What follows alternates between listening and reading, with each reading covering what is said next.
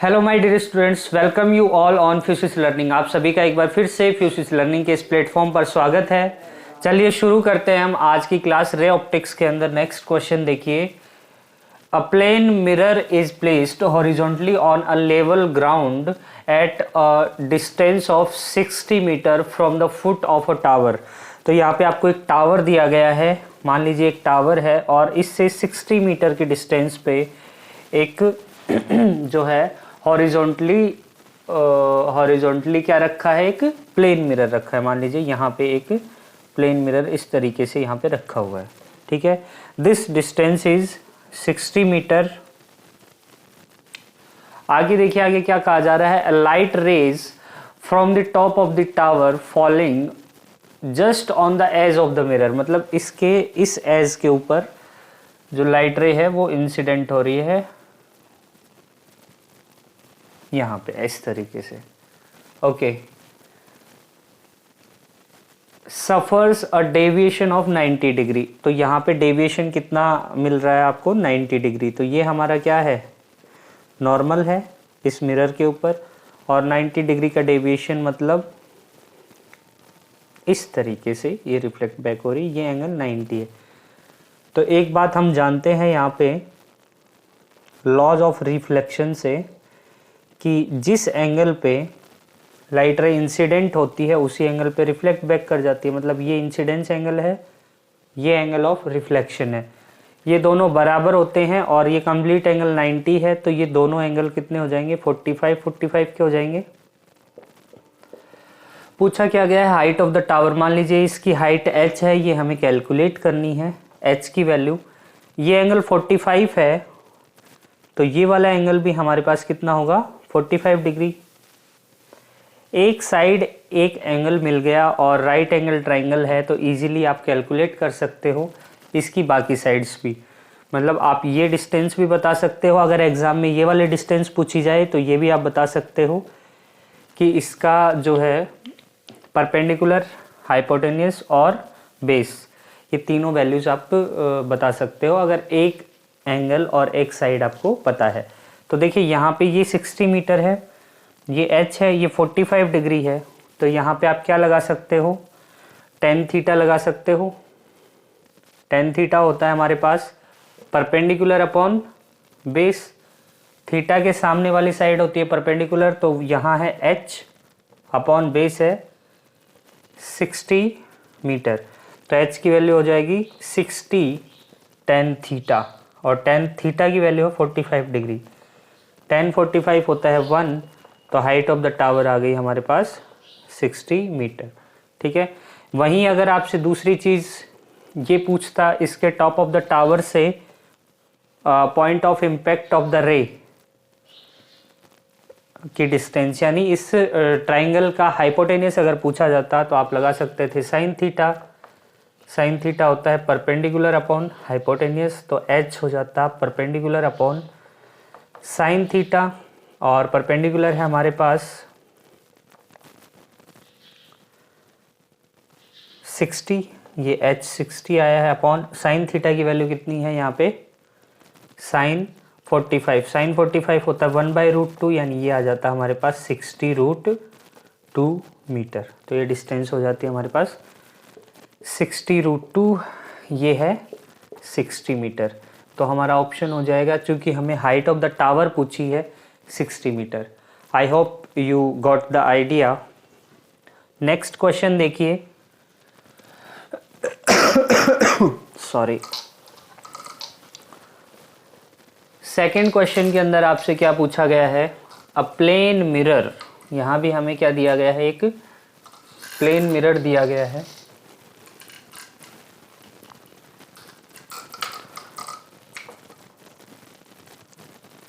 A plane mirror makes an angle of 30 degree with horizontal. तो ये horizontal है, इस हॉरिजॉन्टल के साथ एक प्लेन मिरर है जो 30 डिग्री का एंगल जो है बना रहा है। ये हमारे पास क्या है, एक प्लेन मिरर है। इफ द वर्टिकल रे strikes the mirror, find the angle between the mirror and the reflected ray.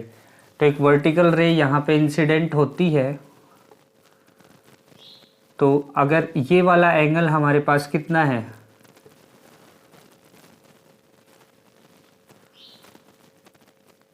ये 90 डिग्री है, तो आप ये बता सकते हो Z एंगल से ये 30, तो Z एंगल से ये एंगल 30 डिग्री है, तो ये भी 30 डिग्री हो जाएगा। तो ये 90 है, वर्टिकल है, तो ये 60 बचेगा यहाँ पे।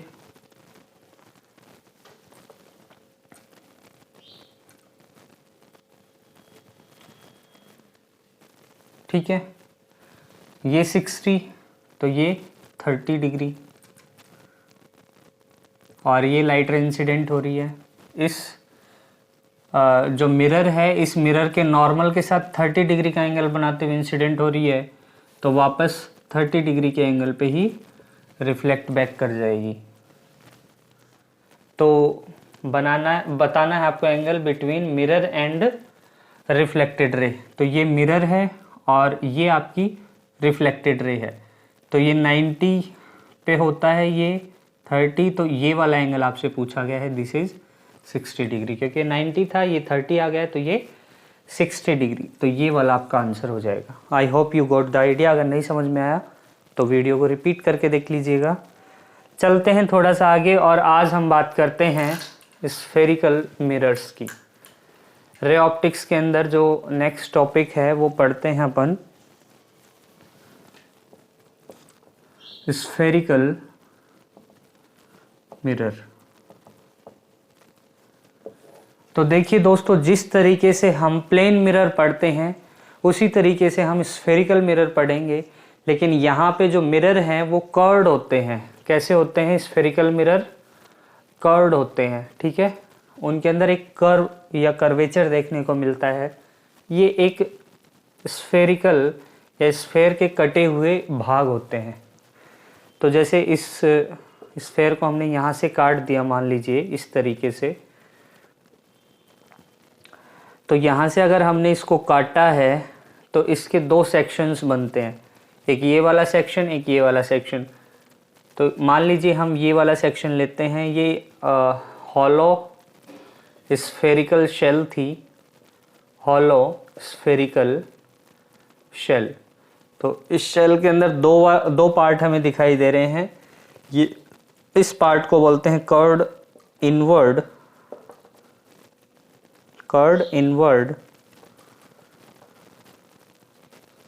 और ये है कर्व्ड आउटवर्ड, ठीक है। तो देखिए स्फेरिकल मिरर को पॉलिशिंग, इसके इस तरफ पॉलिशिंग कर सकते हैं या इस तरफ पॉलिशिंग कर सकते हैं। तो जिस साइड पॉलिशिंग की है उसके जस्ट ऑपोजिट साइड होती है रिफ्लेक्टिंग साइड। तो रिफ्लेक्टिंग साइड के बेसिस पे हम जो है ये जो कर्व्ड मिरर है इनको दो पार्ट्स में डिवाइड कर सकते हैं। एक होता है कॉनकेव मिरर और एक होता है हमारे पास कॉन्वेक्स मिरर, ठीक है। दो तरीके के मिरर जो है हम यहाँ पे पढ़ेंगे, एक होता है कॉन्वेक्स और एक होता है कॉनकेव। तो जो कॉनकेव मिरर है इसका जैसे नाम से ही पता चल रहा है, केव यानी गुफा, यानी कि कर्व्ड इनवर्ड पार्ट जो है वो रिफ्लेक्टिंग साइड हो जाएगा, ठीक है। तो ये हमारे पास इस तरीके से हमने स्फेरिकल शेल का जो कटा हुआ पार्ट है इसका आउटवर्ड साइड हमने क्या कर दिया, पॉलिश कर दिया। तो ये पॉलिश्ड साइड हो जाएगा और ये कर्व्ड इनवर्ड पार्ट जो है ये रिफ्लेक्टिंग साइड है। तो कई बार आसान क्वेश्चन यहाँ से भी बना लेता है कि which part of the concave mirror is reflecting, तो आप क्या बोलोगे, curved inward part is reflecting part या रिफ्लेक्टिंग साइड। इसी तरीके से कॉन्वेक्स के अंदर क्या पूछा जाता है, curved outward part is reflecting. तो ये हो जाएगा अपना पॉलिश और ये हो जाएगा आपका रिफ्लेक्टिंग साइड, ठीक है। तो ये बेसिक इंट्रोडक्शन था स्फेरिकल मिरर का। अब स्फेरिकल मिरर के अंदर कुछ और छोटी छोटी चीज़ें हैं जो हम पढ़ते हैं। एक स्फेयर का कटा हुआ पार्ट हम स्फेरिकल मिरर को मानते हैं। तो ये जो स्फेयर होता है इसकी प्रॉपर्टीज़ के बिहाफ पे हम कुछ चीज़ों को इंट्रोड्यूस करेंगे। मान लीजिए ये एक स्फेयर था और इसको काट करके हमने इतना काट लिया और एक इस साइड से पॉलिश कर दिया, तो इसका कोई ना कोई सेंटर भी रहा होगा इस स्फेरिकल शेल का। तो इस सेंटर को अपन क्या बोलते हैं? Centre of curvature, centre of curvature. ठीक है, इस सेंटर को इसके किसी भी एक साइड से अगर मिला दें तो हमें क्या मिलता है? रेडियस मिलता है। तो ये जो रेडियस है इसको अपन बोलते हैं radius of curvature, radius of curvature.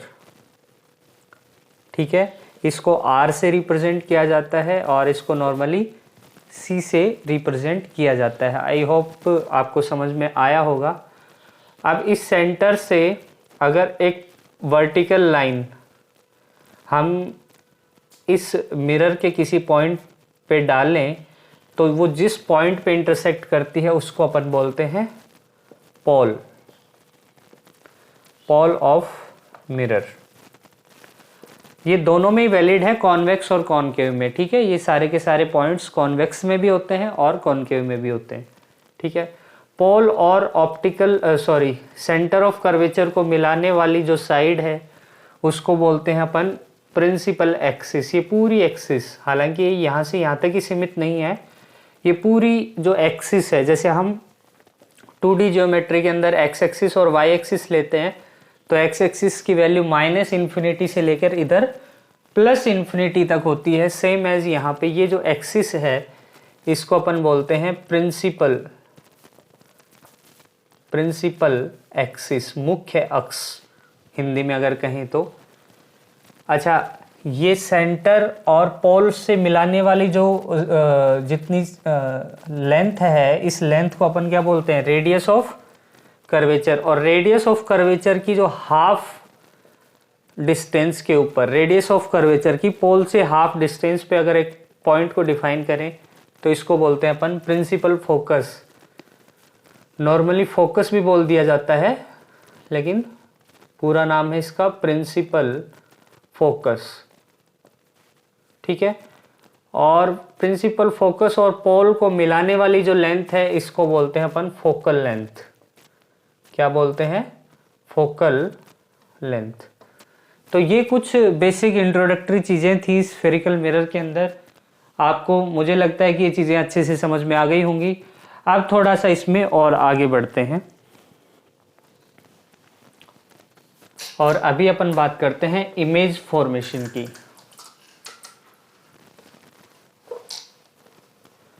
तो इमेज फॉर्मेशन को पढ़ने से पहले हमें सबसे पहले लॉज ऑफ रिफ्लेक्शन का पता होना चाहिए इन अ स्फेरिकल मिरर। तो नेक्स्ट टॉपिक है laws of reflection, laws of reflection in spherical mirror. Spherical mirror के अंदर लॉज ऑफ रिफ्लेक्शन की बात करते हैं। तो देखिए, मैं एक जनरल टर्म में कॉनकेव मिरर बना लेता हूं और इसकी ये प्रिंसिपल एक्सिस है। ठीक है, तो अगर कोई light ray parallel to the principal axis अगर आती है तो आफ्टर रिफ्लेक्शन वो प्रिंसिपल फोकस से गुजरती है। ठीक है, ये डिस्टेंस होती है f। तो अगर पैरेलल लाइट रे आती है तो वो प्रिंसिपल फोकस से गुजरती है। तो पहला लॉ अपन पढ़ते हैं, if a light ray incident on a spherical mirror, on a spherical mirror parallel to the principal axis, parallel to the principal axis, after reflection it will pass through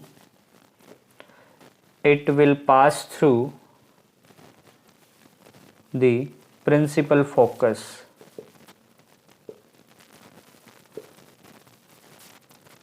ठीक है, तो पहला रूल तो यही है reflection का spherical mirror में। Secondly देखिए,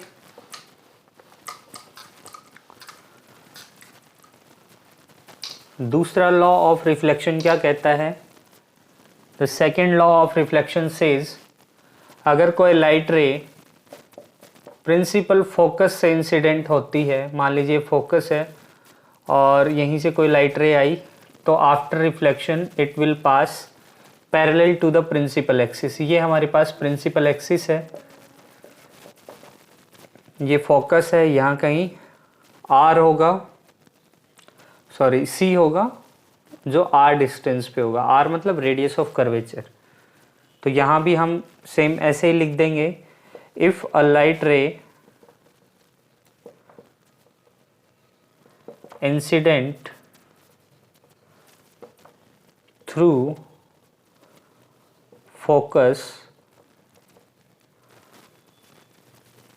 comma after reflection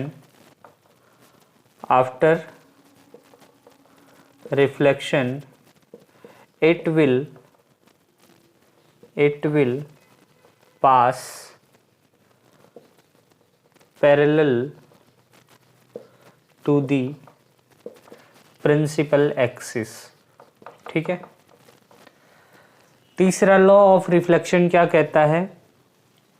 देखिए, थर्ड इतना नोट डाउन कीजिएगा आप वीडियो को पॉज करके। नेक्स्ट क्या है?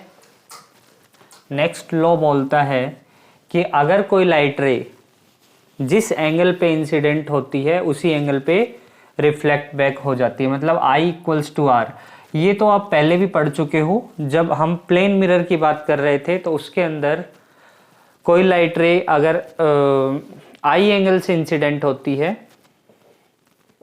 तो उसी एंगल पे रिफ्लेक्ट बैक कर जाती है, मतलब ये angle of incidence is equals to angle of incidence equals to angle of reflection. ठीक है, ये प्लेन मिरर के अंदर भी वैलिड है और स्फेरिकल मिरर के अंदर भी। अगर ये प्रिंसिपल एक्सिस पर किसी एंगल पर लाइट रे इंसिडेंट हो रही है तो उसी एंगल पर रिफ्लेक्ट बैक कर जाएगी, मतलब ये आपका एंगल ऑफ इंसिडेंस है, ये एंगल ऑफ रिफ्लेक्शन है। ठीक है, और नॉर्मल रिफ्लेक्शन के तो दो ही जो है लॉ थे आपके। पहला तो ये था कि इंसिडेंट रे, रिफ्लेक्टेड रे और नॉर्मल तीनों एक ही प्लेन में होते हैं, और दूसरा ये था angle I equals to angle R। यहाँ पे हमने दो अलग अलग केस सिनेरियो देखे। तो तीसरा लॉ ऑफ रिफ्लेक्शन क्या है? Angle of incidence is equals to angle of incidence is equal to angle of reflection। ठीक है, इसके बाद जो नेक्स्ट है, नेक्स्ट लॉ ऑफ रिफ्लेक्शन है फोर्थ नंबर का। उसके अंदर क्या कहा जाता है कि अगर कोई लाइट रे सेंटर ऑफ कर्वेचर से इंसिडेंट होती है, ये मान लो आपका फोकस है, ये सेंटर ऑफ कर्वेचर है, तो अगर सेंटर ऑफ कर्वेचर से इंसिडेंट रे आएगी तो वो इस मैनर में रिफ्लेक्ट बैक होगी कि वो वापस से उसी पाथ को रीट्रेस करते हुए रिफ्लेक्ट बैक हो जाए, चाहे वो किसी भी पॉइंट पे हो। यहाँ पे आएगी तो वापस इसी पॉइंट से रिफ्लेक्ट बैक हो जाएगी, यहाँ आएगी तो वापस इसी पॉइंट से रिफ्लेक्ट बैक हो जाएगी। ठीक है, तो ये चार लॉज ऑफ रिफ्लेक्शन हैं, इनका यूज़ करते हुए हम क्या कैलकुलेट कर सकते हैं? इमेज फॉर्मेशन कैलकुलेट कर सकते हैं डिफरेंट पोजीशनिंग के लिए, कि अगर आपका ऑब्जेक्ट है वो इससे इनफाइनाइट डिस्टेंस पे रखा हुआ है तो इमेज कहाँ फॉर्म होगी, उसकी नेचर क्या होगी और उसका बिहेवियर क्या होगा। ठीक है, इसी तरीके से इनफाइनाइट से और सेंटर ऑफ कर्वेचर के बीच में हो, यानी बियॉन्ड सी, फिर अगली पोजीशनिंग आएगी सी पे, फिर सी और एफ के बीच में, फिर एफ पे, फिर एफ और पी पॉल के बीच में, और फाइनली बस इतना ही है। पॉल पे होगी तो कोई इमेज नहीं बनेगी। तो इस तरीके से आप सिंपली क्या निकाल सकते हो, different different positioning of object के लिए पोजिशन नेचर ऑफ इमेज आप कैलकुलेट कर सकते हो। ठीक है, तो ये सब चीज़ें पढ़ेंगे अपन नेक्स्ट क्लास में। आज के लिए इतना ही, मिलते हैं नेक्स्ट क्लास में। तब तक के लिए अपना ध्यान रखिए। Thank you very much.